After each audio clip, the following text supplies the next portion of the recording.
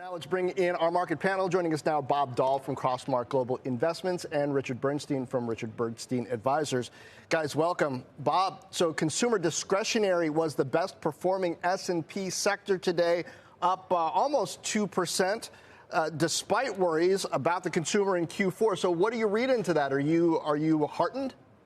Well, there's no question that's one of the higher beta sectors in the market. So when you get a run like this, you would expect them to bounce, particularly since they got hit fairly hard over the last couple of weeks when the market went down. I want to underscore the yield story, 488 to 463, that 25 basis point decline. I know we're back up some today, but that's what I think caused the equity market to breathe a sigh of relief. More green on the screen over the last bunch of days, despite the geopolitical situation, et cetera. Okay, so Richard, if you wanted to make the case then that today's action signals the start of a new bull market or continuing that start a year after the bear market low, how would you make that case?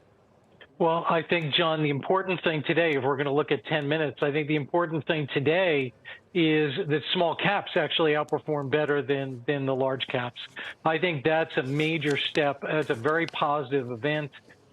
Because if the economy is going to reaccelerate, which it is doing, and if profits growth is going to reaccelerate, which it is doing, then small caps should lead the way. That's what history says. And so I think there's a little element of rationality returning to the equity market, and that the market is starting to broaden out a little bit. You know, I mean, the way I've described it, and I think I've said to you and Morgan before, are there really only 7 growth stories in the entire world? The answer to that is, of course, no. There are plenty of them, and I think the fact that we saw small caps lead the charge today was a very positive sign. Yeah, and we're also getting earnings underway here, Bob, and we do have this disinflation story afoot as well. What's coming down faster? Do we know yet? Prices that companies can charge to their end users and their consumers and customers, or the costs to actually make those products and services? Because that's going to really set the stage for where this goes from here. No question about it. Prices are getting a little tougher to get through with increases as consumers are balking a bit. But as you say, on the other side, you're getting some cost relief. Let's hope that contains. I think the margin story's got to be watched real carefully here. We'll be looking at management's projections about the fourth quarter and next year. Earnings are what it's all about. I don't think we get a whole lot of PE improvement, so we need the better earnings for markets to go higher.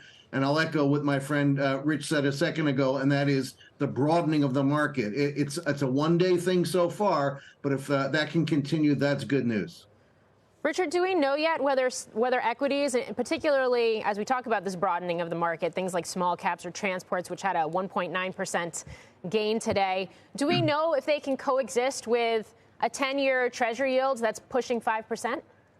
Well, Morgan, I think we have to take a step back and say, why is the 10-year pushing towards 5%? And people have a million different excuses for that. They talk about the government, they talk about spending, they talk about debt issuance, but there's an obvious one. And the obvious one is the nominal economy is turning out to be an awful lot stronger than people thought, right? We have to go, if we go back to June, the beginning of the quarter, or the end of June, rather, the beginning of the quarter, what we'll find is that the consensus forecast for GDP growth was 0%.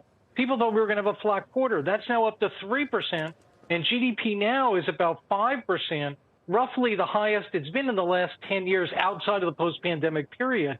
So why is the 10-year up? The 10-year is up because the nominal economy is a boatload stronger than people thought.